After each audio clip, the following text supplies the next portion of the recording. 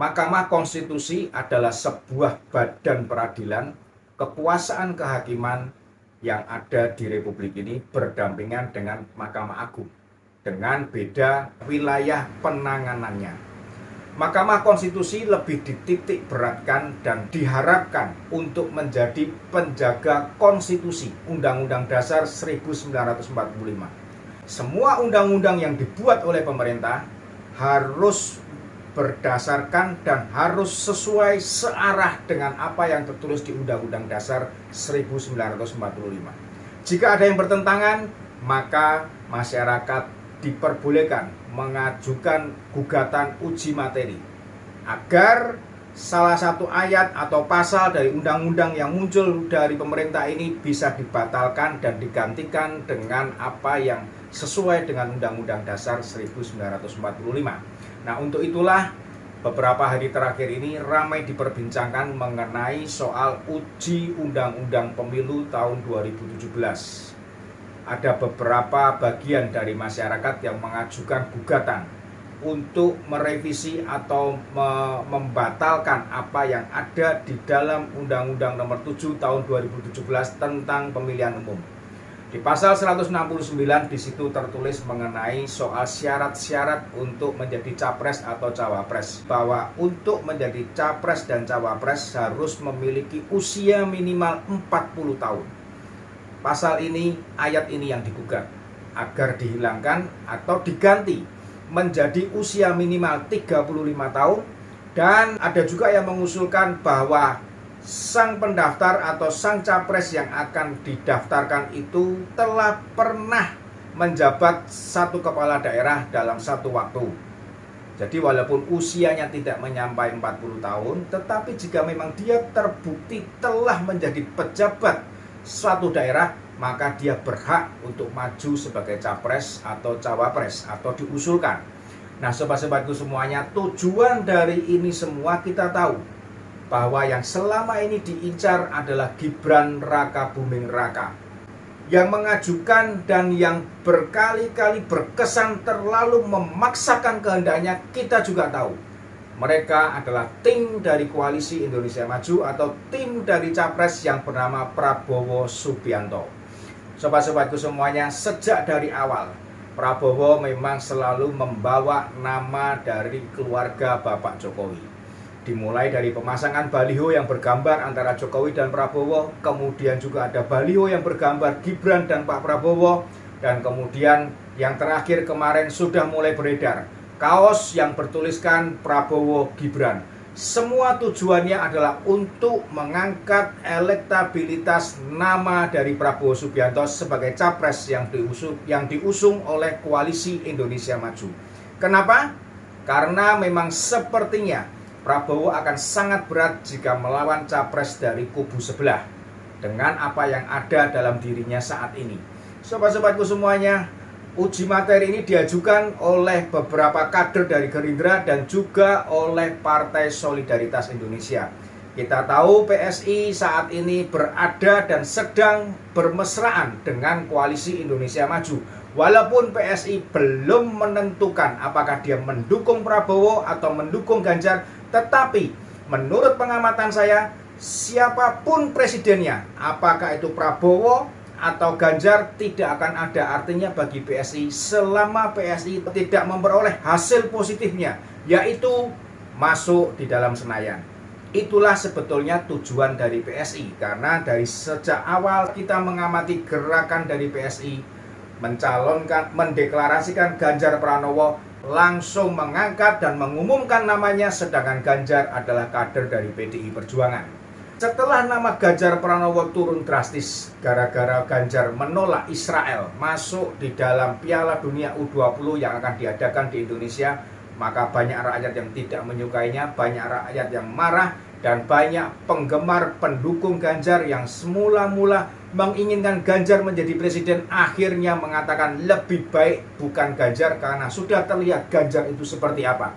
Itu berarti partai-partai yang bersama dengan Ganjar otomatis suaranya akan turun drastis. Apa yang dilakukan PSI?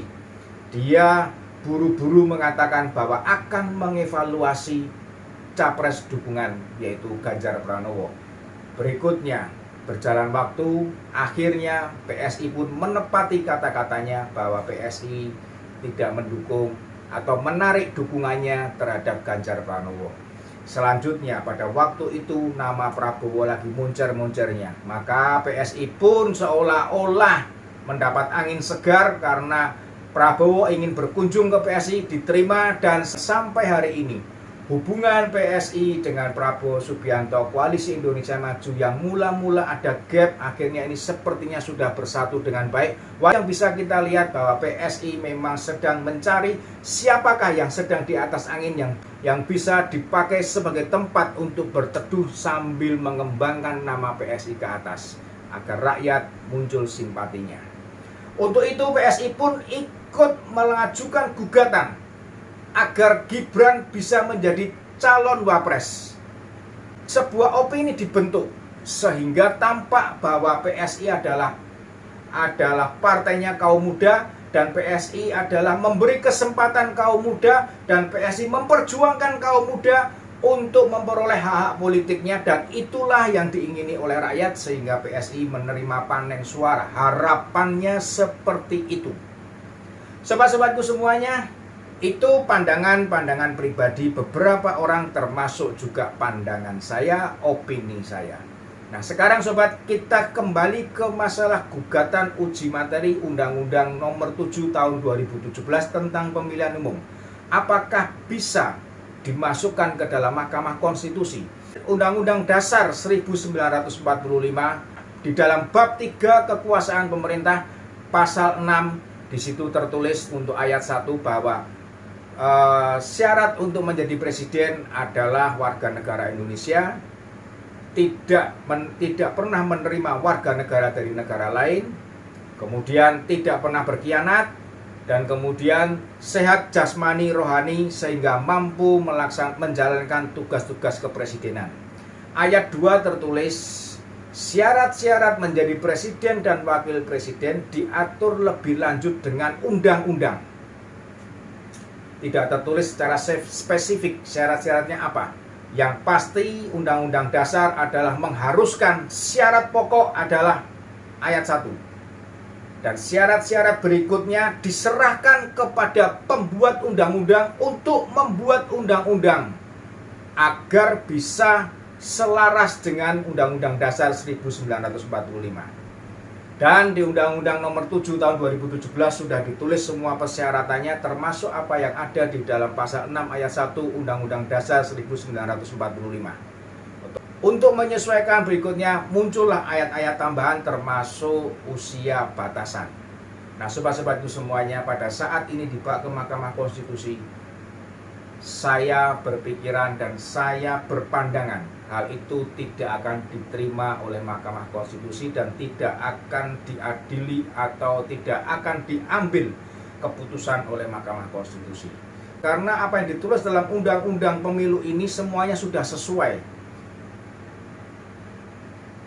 Bagaimana dengan masalah umur? Dengan masalah umur itu oleh Undang-Undang Dasar sudah diserahkan kepada undang-undang yang membuat, dan undang-undang ini sudah dibuat melewati proses yang jelas, yaitu diusulkan oleh KPU dan pemerintah, kemudian dibahas di DPR dan diputuskan menjadi undang-undang oleh DPR. Sehingga siapakah pembuat undang-undang yang bisa merubah undang-undang ini? DPR RI. Seperti apa yang dikatakan oleh Prof. Mahfud dan Prof. Jimli. Nah, sobat-sobatku semuanya, ini semua sepertinya hanya akal-akalan dari partai-partai untuk memperoleh suara simpati dari rakyat agar pada waktunya nanti suara partai tersebut menggelembung besar karena dianggapnya mereka peduli kepada generasi muda, mereka peduli kepada seseorang yang memiliki kapasitas yang jelas seperti Gibran Rakabuming Raka, dan diharapkan dengan membawa cawapres Gibran maka predikat akan meneruskan pembangunan Joko Widodo itu langsung tertempel karena Gibran adalah anak dari Pak Jokowi. Sobat-sobatku semuanya, apa yang terjadi? Jika ini disetujui oleh Mahkamah Konstitusi, maka satu hal yang kita tahu, akan muncul gelombang besar yang mungkin menurut perkiraan saya akan muncul demo besar. di mana mereka akan menghakimi Bapak Presiden Joko Widodo yang mengatakan bahwa Pak Jokowi sudah cawe-cawe soal pemilu, soal pilpres. Pak Jokowi ternyata hanya ingin melanggengkan kekuasaannya yang rusak nama Presiden Joko Widodo. Bagaimana dengan partai yang mengusulkan? Tidak ada masalah. Bagi sebagian rakyat lainnya, mereka akan merasa simpati kepada partai-partai ini dan mereka akan berpikiran, inilah partai harapan kita untuk kedepannya. Apakah benar? Sobat-sobatku semuanya, yang terjadi sebetulnya kita bisa mendengarkan dan kita bisa melihat dari video berikut ini. Namanya tawaran itu banyak, tawaran dari capres yang lain juga banyak, dari kompetitor banyak. Intinya saya kan ikut keputusan dari Ibu Ketua Umum. Saya ditugaskan apa, ditugaskan di mana, saya ngikut beliau. Gibran sudah mengatakan terang-terangan bahwa dia akan mengikuti apa yang dimau, apa yang diperintah oleh Ketua Umum Megawati Soekarno Putri. Jadi sudah jelas Gibran diperintahkan untuk masuk dalam tim pemenangan nasional Ganjar Pranowo. Itulah yang akan diikuti oleh Gibran. Masalah cawapres, Gibran sudah jelas dan gamblang mengatakan bahwa dia tetap akan setia kepada PDIP karena dia dibesarkan dan dia sampai bisa menjadi hari ini seorang kepala daerah di bawah bimbingan dan di bawah didikan PDIP. Dengan kata-kata itu sebetulnya kita tahu bahwa Gibran tidak akan mau menjadi cawapresnya Prabowo Subianto. Banyak trik untuk mendapatkan suara, banyak trik untuk memenangkan pemilihan presiden tahun 2024, banyak trik untuk memenangkan pemilihan legislatif pada Februari 2024. Itulah yang dikerjakan oleh partai-partai yang saat ini yang mungkin mengusulkan Gibran sebagai cawapres Prabowo Subianto. Sobat-sobatku semuanya, sudah terlihat jelas bahwa Gibran tidak akan mau. Dan mari kita melihat kisah-kisah cerita drama selanjutnya. Apakah sinetron Gibran sang cawapres akan betul-betul menjadi cawapres? Ataukah sinetron ini akan berakhir Gibran menolak menjadi cawapres Prabowo Subianto? Kita akan memilih presiden tahun 2024. Tentunya kita mencari presiden yang mampu meneruskan pembangunan Joko Widodo. Pilih presiden yang sudah menyatakan bahwa akan menjadikan Pancasila sebagai satu-satunya ideologi kita berbangsa dan bernegara. Karena Bhinneka Tunggal Ika, walaupun kita berbeda, tetapi perbedaan itu bukan untuk permusuhan, tetapi perbedaan itu harus disatukan bersama-sama untuk menjadikan Indonesia Emas 2045. Salam Obidantos.